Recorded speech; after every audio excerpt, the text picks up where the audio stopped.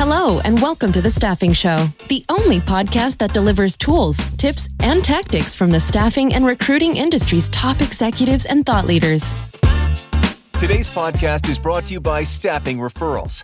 At Staffing Referrals, we understand the challenges your agency faces every day. From finding high-quality candidates and clients to automating your recruitment process, our platform is designed to help you grow your agency faster. Imagine a world where your agency can automatically build your talent community, improve your recruiters' productivity, and automate manual processes, all the while improving the candidate experience. But don't just take our word for it. Here's what a few satisfied customers have to say. Our referral program boomed after partnering with Staffing Referrals. The technology allows us the tracking, communication, and reporting our traditional referral program desperately needed to unify and expand. Can't imagine our business without it. Are you ready to transform your staffing agency? Let's reduce your dependency on job boards, deliver the experience your candidates expect from a modern business, and turn your talent pool into a competitive advantage. Visit staffingreferrals.com and get ready to grow. Hello, everyone. Thank you for joining us for another episode of The Staffing Show. Today, I am joined by Steve Beebe, the COO of WSI. Steve, thanks so much for joining me today. David, it's a pleasure. I've listened to the podcast for a long time. My kids always thought I was a big nerd for listening to a work podcast when I didn't have to. And so now I get some street cred. I get to play it for them. I love it. Well, I'm excited to have you on and jump into your story. You guys have done something unique the last couple of years in staffing. You've grown. I have so many people on here. Right? Yeah, I have so many people on here where we talk about, flat is the new up and, all of the challenges that are happening in staffing. And you guys have 2 years back to back where you're actually beating the market. And you've done that by a handful of things over the years. And I'm excited to dig into that with you and kind of tell your story as we do that. And I guess before we get into the weeds and the strategy and the technical side of it, would love to just hear your background and how you got into staffing. Well, like everyone else in staffing, I grew up wanting to be in staffing, right? That's a story. Everybody just... That was it. Everybody starts off with that. Yeah. And they said, what should I do when I grow up? I'm going to go into staffing. No, it was probably like a lot of people. I went to school for marketing, didn't know what I wanted to do. And my first job out of college, I thought, I like to talk to people. I like to interview people. And so I applied to work for a staffing firm, had no idea what they did or even what the industry was about. And that was in 1993. And found that one thing in life that I could probably do okay. And so I stuck with it. And it's an amazing industry. It's dynamic. You get to provide people with opportunity to change their lives. And the power of a job is just incredible. So it's been a phenomenal industry. It's provided a great career for me and support for my family. I'm addicted to it. I love it. And you guys are in the industry doing something that's a bit unique, which is growing, as we mentioned. I want to know about your transition in staffing and how you've gotten to a spot where you guys are beating the market trends, because I know a lot of people are having challenges with the current market conditions. Actually, before we do that, why don't you tell us a little bit about who is WSI? What type of staffing are you guys doing? Primarily commercial, light industrial. We have a direct hire division that focuses on skilled trades and high-end engineering manufacturing. And then we also recently added an RPO division. How big is your team today? Right around 65 employees right now. Awesome. That's great. And are you guys, in terms of where you're going as a business, is the growth coming from, if you're open to sharing this, the commercial side, the skilled trade? Where are you seeing the wins these days? We're really seeing it across the board. The skilled trade is definitely an area of substantial growth that we've seen over the last 18 months or so, a huge need in the market. So that has been a very large growth trajectory, but most of our business is coming from high volume light industrial. Oh, that's amazing. And you've even had growth there, which is, I think, one of the segments that we hear a lot of challenges in. What are some of the things that you guys are doing strategically differently than you think what the kind of zigging when everybody's zagging in the market? I think there's a few things. I think that one of them, it really starts with data and transparency, right? So providing our clients with data, and that builds trust. And then trust really helps build those relationships. So I think part of it is providing dashboards to every client, letting them know what is happening with their business. I really think that clients shouldn't have to ask us for information. They should just have that available to them. So we have real-time dashboards for all of our clients. And that includes spend, turnover, fill rate information, time to fill, really provides them visibility to help manage their workforce more strategically and not so much reactionary. So our clients very much love that. And then providing those metrics that help tell that story. We talk a lot about staffing being an art and a science. So the art is working and managing people, and that really is an art. And the science is data. And so we've tried to combine those two. So on top of the data piece of it, we build an in-house marketing team. And the purpose of that group is really to tell our client's story. People don't want a job or they don't want to work just for the job. They come to us looking for a purpose. And we see that as our opportunity to sell our client opportunity and not just sell another position or another job. And so since we started doing that, telling our client stories, making that culture of the client come to life and tell the why behind the what, our clients have responded very well to that. And candidates respond very well to that. They don't want to be treated like just another number. So we call it purpose-driven recruitment and really recruiting to a purpose and not recruiting to an opening. Yeah, one of the common themes I'm having repeatedly, especially with the companies that are growing in this space, is that they're less of the transactional recruiting, more of the partnership level and getting strategic about it.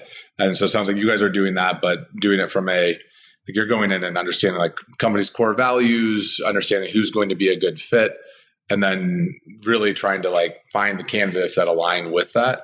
What's the process look like? So really it starts with sitting down with the client and asking them in their own words to tell their company story. What makes it different? Why do people want to stay there? Why should people want to work there? And that becomes the foundation. And then we begin to storyboard what type of story do we want to tell to candidates.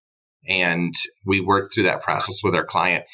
During that time, we get to know our clients pretty well. And it's a great process from their side too, because a lot of companies find it difficult to express or really articulate what makes them different, what makes them want to be that employer of choice. So it's a fun process that we learn a lot about them. And I think that hopefully they learn a little bit about themselves as well. Are there ever times where clients are resistant to spending the time up front in terms of doing that? I feel like you're really bringing your marketing background to light in terms of like, how do we actually help connect these dots and tie the story along with the purpose of the brand to get the right person there? Have you found that customers are like, hey, we just need a placement. We don't need to spend time on digging into this? Yeah, I think that when we first started doing this was pre-COVID. I think more and more companies were reluctant or maybe didn't see the ROI or the value in being an employer of choice. So I think that back then it was like, well, we don't need to go to that process. We just need these 20 positions filled. I think during the last few years, more and more companies understand we really want people to want to work here, and we want people to resonate with what we do here. And so I think they're more and more open to that now. I mean, there's still companies out there, and I think especially with larger companies with more defined marketing teams, they have some reluctance to giving up a piece of their brand to an outside firm. But I think that for the most part, when we sit down with them, we talk about what we want to do, and we align it with what their brand and their logo and their everything else. So they realize they're not losing anything. They're just gaining ability. Most of our marketing team is sales focused, not recruiting focused. So we have capability that they normally would not have. That's amazing. And you also mentioned the data and the dashboards. Are you literally giving your end client like real-time dashboards to deal with? Are you delivering this monthly, quarterly? How are you approaching that part of the relationship? It's a real-time dashboard that they have access to through a web link. So they can come in and take a look at what their turnover is by department, by shift, by position. Really puts that information in their hands. We also do quarterly partnership reviews. But the trouble with those is they're 3 months lagging, right? So giving them real-time information allows them to see right now what's happening in their business. Yeah, well, and as you're talking about all of this, it sounds like the quality of hire is paramount for you guys and making sure that you're getting the right person to the right job. When you're approaching the talent sourcing side of it, I know you and I had talked previously about how you're doing your sourcing strategy differently, how you've worked through different job boards. We could dig into that a little bit and talk about how you're approaching that. Yes. So for many years, we were on the job board treadmill. and just kept spending dollars and seeing worse results, more and more turnover, so much recidivism. We were recruiting the same candidate over and over and over. It was frustrating. We didn't see a differentiator in it. We'd had some luck in the past with promoting referrals, but we weren't able to get much volume there. Just trying to do it internally was not enough. We didn't have a way to track it effectively, and we didn't really have a way to leverage it across our entire workforce.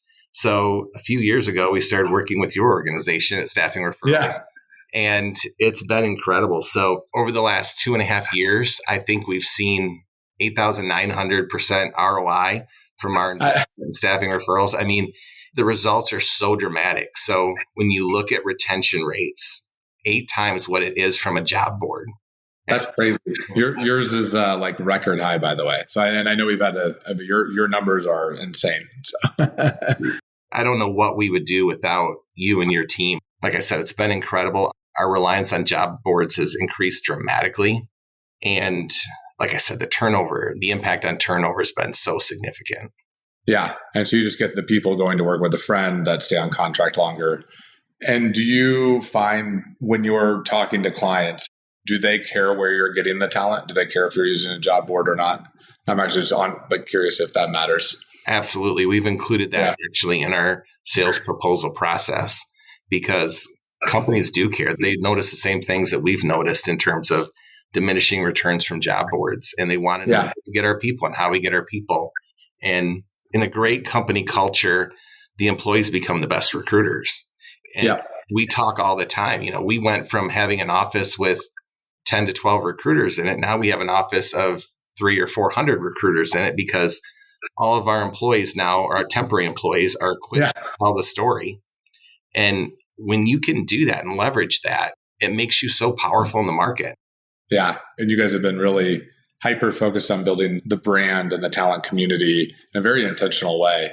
One of the things that I'm curious about is just in terms of getting your recruiters to change behavior. Because I know job boards can be easy. What has that been like? And for the audience that's listening, you and I actually, we had one shot at using Staffing Referrals, maybe 4 or 5 years ago, where we kind of gave it a few months and didn't see the results that we wanted. And then we came back together as more of a strategic partnership, and it's been really great. But what are some of the challenges that you've had in terms of getting the team to change behavior, getting alignment, getting buy-in into how you're sourcing? It definitely was a mindset change. I think our recruiters were so comfortable with the volume that job boards produced. Yeah. So I think that we thought we needed 1,500 candidates a week to fill the top part of the funnel to keep the placements coming at the rate we need to. And what we really needed to do is we needed to fix that leaky bucket that we had. So we were trying to fill that leaky bucket with water. It was just leaking out as quickly as we filled it. And so we had to convince them that turnover was the key. So lowering turnover, increasing customer satisfaction by placing the right people. But that was a huge transition. And you mentioned that it didn't work the first time. I think that in our industry, it's easy for us to go out and spend money on technology platforms. And we think that's going to be the silver bullet. Just purchasing a tech platform is going to solve every problem that we have. And we've said, okay, we're going to focus on less integrations and make them more powerful. And so getting buy-in before you even do anything, right? And making sure you have the training before you get too far into it. And our 2 strongest partnerships now are Staffing Referrals and Sends. And both are absolutely killing it. And what we realized is we didn't need more candidates. We just needed better communication, better engagement, and we needed to utilize our current candidates more effectively. That's awesome. You had the database. You didn't need to pay for new people into the database. I don't remember I was at a conference maybe last year that somebody was telling me that it was like 1 out of 8 placements for staffing agencies are already in the database. Like it was some wild number that you're like, basically you said this, you're recycling the candidate, you're paying for them a second, third time. You're just doing it in different ways if you're not being strategic with the network you built. And I think 2 things to that. One is candidates become more disengaged and feel like more of a number the more times they go through the system. And the other, just kind of an odd thing that we've seen in our organization is communication and trust has changed so much over the years. So that entities and the things that we used to trust, we don't really trust anymore. There's really very little institutional trust amongst job candidates right now, but there's a lot of individual trust. So I won't go to a traditional outlet to find out about a company. I'll go to a friend and ask them. Yeah. On what a total stranger knows on a Google review or on a job board review. And so that falls in line with really focusing on candidate referrals, right? Because we trust our friends more than we trust traditional news outlets anymore. And so I think that's one of the reasons it's been such a great, powerful tool for us. And then obviously buy-in. Everyone in the organization has to be doing it. Yeah, you guys have been kind of gone to the moon the second time around, where you've just been a little bit of a rocket ship. Every time I look at your numbers, it's exciting. One of the other areas that you and I had talked about briefly was just kind of being AI first, using marketing as a differentiator. Could you tell me a little bit about some of the things that you guys are doing when it comes to AI? Yes. So one of the things we're using in our organization, we're modeling in our organization to solve everyday problems. So part of our marketing team is an AI expert, I guess, if there's anyone expert in AI, but they're teaching us how to use it in our everyday job. And so we're using it to solve client problems. We're using it to generate client material from pulling data from job boards and finding out salary and wage information, really using it to benchmark what's happening in the industry. We're using it to streamline our internal processes. We're using it for initial stages of candidate screening so we can get to candidates more quickly. We're using it for our dashboards and populating those things. So trying to find a way is in the staffing industry with margins have been declining over the last few years, trying to find a way to become as high touch and as high service as we can to our candidates and clients, but also being conservative from an internal staff standpoint. I mean, you guys have basically, just in terms of companies I talk with, you've done a very good job of building an in-house marketing and branding expertise in a way that's unusual to see in the market. I feel like a lot of times people kind of throw a little bit of money at it, but it tends to be in staffing, I think, under-leveraged. What are some of the reasons behind deciding to do that, and what are some of the challenges that came along with it? I think initially, like you said, the industry is kind of going in the opposite direction in terms of cutting marketing headcount, cutting corporate headcount in general, but especially marketing, because it was hard for marketing to provide an ROI for what they do. And for us, we saw what we were spending on recruiting. We saw what we were getting from it. We saw we needed a way to get more at-bats with clients and prospects. So we invested in that marketing team for that reason. And, initially we had some misses and we were spending a lot of money on social media, and that really wasn't producing the results that we thought it would. So we took a step back and we really started taking a look and really asking our clients, what do you need? What do you want from us? And I think that's where purpose-driven recruitment came from. And we started to see results almost immediately with that. It was, I think, so many staffing firms and employers out there really try to use their job descriptions as a marketing piece, as a recruitment ad. And that's not what a job description is for. And they don't talk about the things that matter to candidates, which is, what's the culture of the company? What does a day in the life look like? This $18 an hour job and this $18 an hour job are not the same, and this is why. And what does the company believe in? And so I think once we started doing that, it was a differentiator for us. And then from that, things just kind of fell into place, and we started to see the vision that we really need to increase our custom tailored approach to customers and associates, but also maintain those efficiencies that we have to have. So our marketing budget and our marketing team is paid for by our decreases in job board spend. And so that's amazing. A net, no difference from a budget standpoint. To basically put it towards higher value things, internal marketing and client marketing, that allows you to actually drive margin, and meanwhile been able to cut the job board spend over the last couple of years. Do I remember correctly that the day in the life videos, was that something that you guys were doing? Yeah. We talked about it? Yeah. So just share with the audience a little bit about that. Sure. We started doing that. I think that, we do pre-placement tours and we try to show someone what the job entails. But when you think of how do you promote that, how do you leverage that in the market? And I think that providing people with a realistic glimpse of what it looks like when you walk in the door and you walk through what a normal day looks like, and kind of make it so, again, looking at someone doing that, parts of that job, saying, I can do that, or I'd like to do that, or that looks of interest to me. I think that is so much more powerful and impactful than reading a job description that's must be able to lift 50 pounds, must be able to stand for 8 hours a day. And so we try to give realistic job previews to candidates coming in and allow them to be able to show them 3 or 4 different videos and have them say, that's the one, that's the place I want to work. And I think that putting that power into the candidate's hands makes the candidate so much more engaged going in, because it wasn't, I was placed there. It was, I chose this place. That's amazing. I mean, it feels like you guys are focused on the service over the price and over speed. What are some of the challenges that come along with that? Do you have full adoption from recruiters? Does it feel like it slows things down in terms of speed of delivery, or how do you approach it? I think the recruiters love it because they love making that great placement.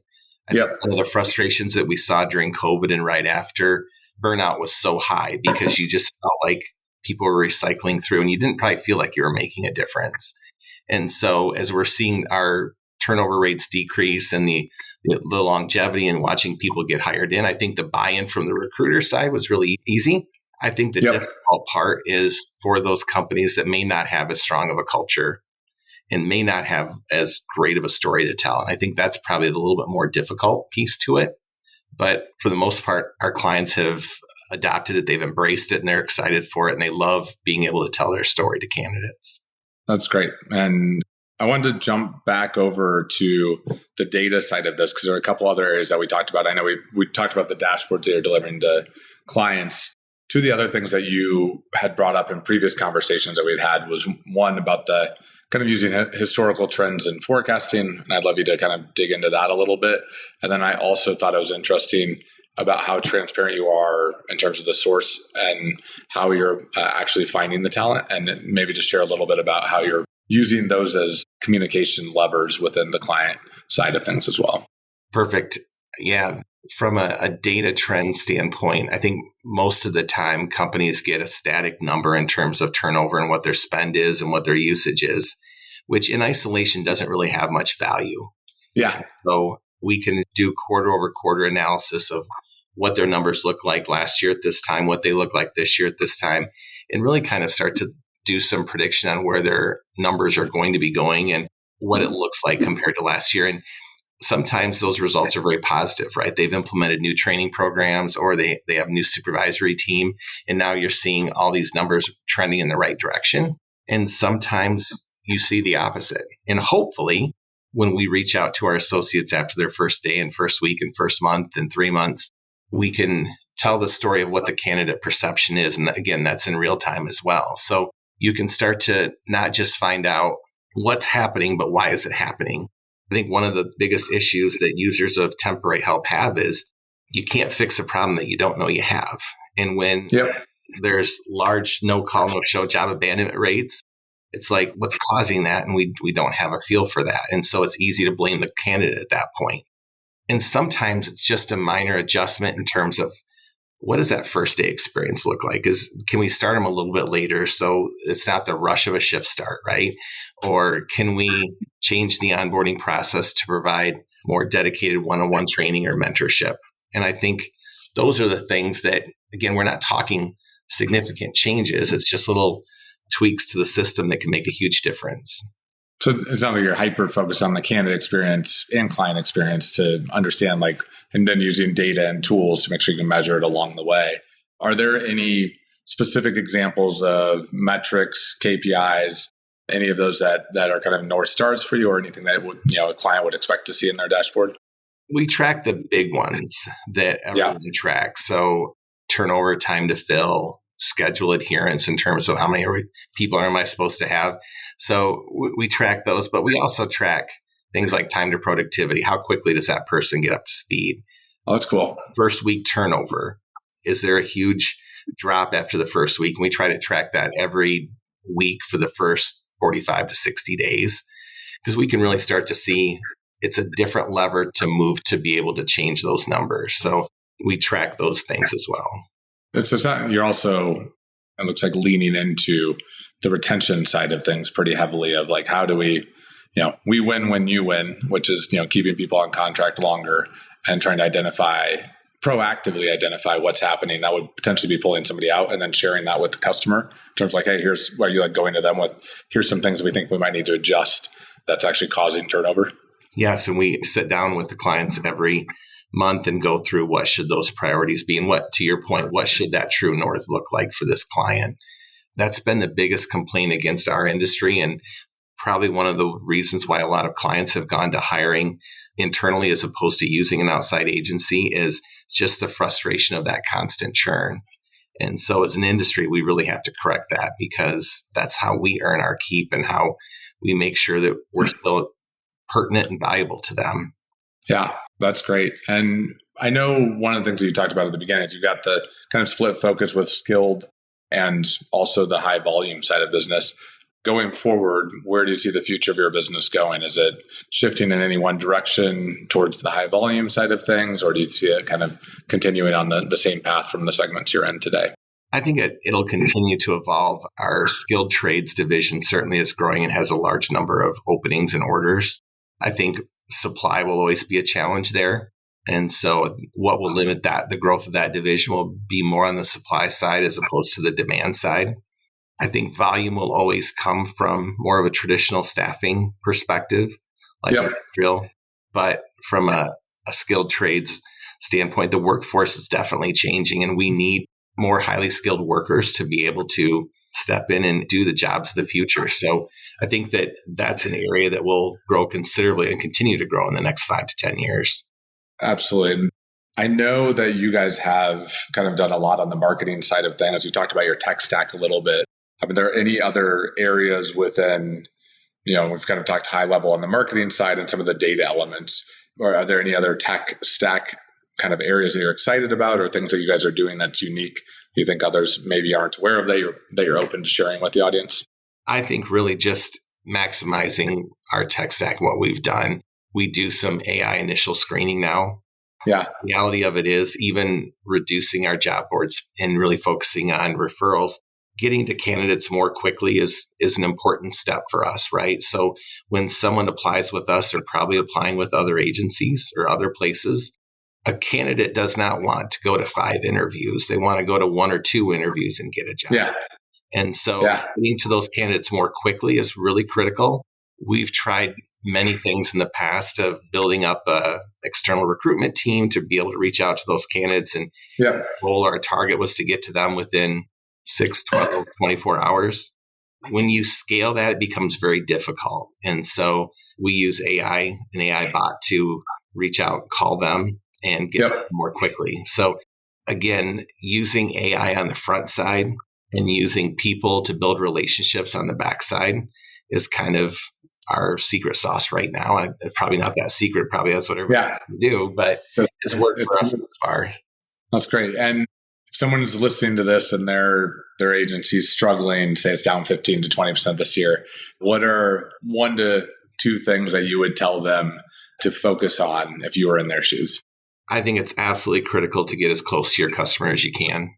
Having as many meetings as you can when things are going well and building that relationship is absolutely critical. Again, what you said earlier, we want to get away from being transactional. And the best way to get away from being transactional is to build meaningful relationships with your customers across 3 different levels. And so definitely getting in front of your customers more. Focus on the candidate experience. If you were to poll most individuals that go to work for a staffing firm or apply to a staffing firm, they're never coming to us at a really great point in their life. A lot of times they're searching for work or searching to support their families. So to be more understanding, to be empathetic, to value them, to provide them instant feedback and communicate effectively with them in the way they want to be communicated with, and to trust them and listen to them. I think that those are so simple, but it makes a huge difference.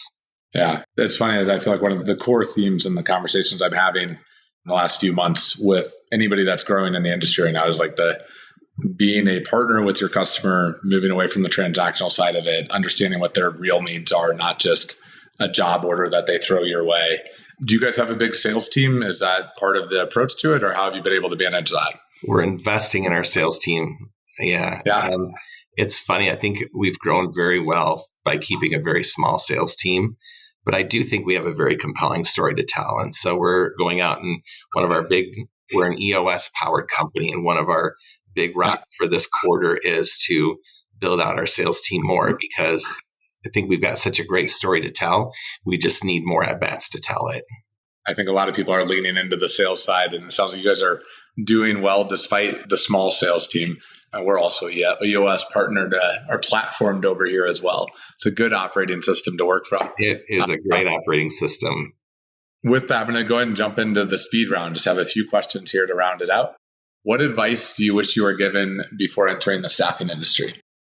I think just when I started off, I was right out of college, and I think I defaulted to being too serious and not having as much fun. And so I think that it's just relationships are everything. Get to know people, understand everything about them. So relationships are everything. I love it. And what's some of the worst advice that you've ever received about how to grow your business? Price is everything. I think that when you first start selling, it's, if I just lower my price by 3 points, I will win all this business. And then that doesn't work. Just a little secret, that doesn't work, and no one's happy. And the last one I've got for you is, what productivity hack or daily routine have you implemented in the last handful of years that has had the biggest impact on your life? I think a couple of things. One is preparing and looking at your schedule the night before. It makes a difference for me, because I used to walk into every day like it was Groundhog Day. I don't know what's going to happen. It's going to be And so I think focusing more on individual productivity, and then EOS has been a huge thing for us. I used to chase everything, and every idea was the best idea ever. And so the discipline of EOS and making sure that the important things remain the important things and the distractions are minimized has been great for me, because that's not normally the way I'm wired. So I love it. Well, Steve, this has been awesome conversation. It's great having you on the show, and love that you're in a growth phase during a challenging time. Do you have any closing comments that you'd like to share with the audience?